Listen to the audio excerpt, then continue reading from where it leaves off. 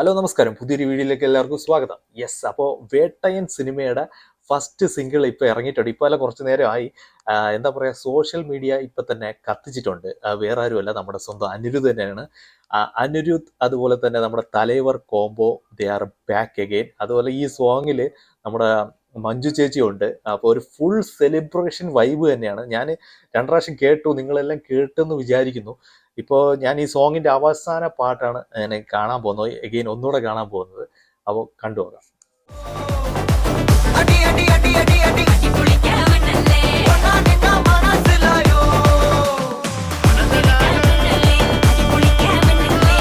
അണ്ണൻ ചുമ്മാ നിന്നാ മതി, ആ സ്ക്രീൻ പ്രസൻസ് തന്നെ.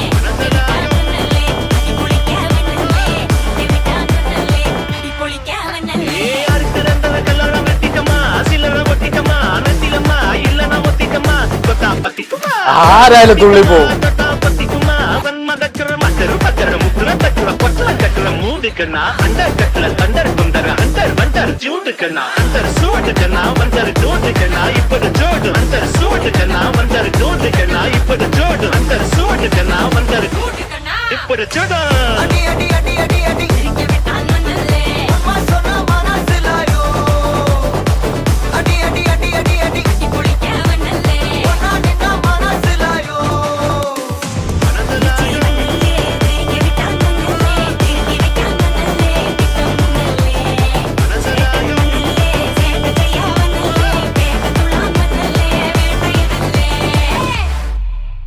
യെസ്, അപ്പോൾ ഫുൾ സോങ് ഞാൻ റിയാക്ഷൻ ചെയ്യാത്തതാണ്, കാരണം പല പ്രാവശ്യം ഞാൻ കേട്ട സാധനമാണ്.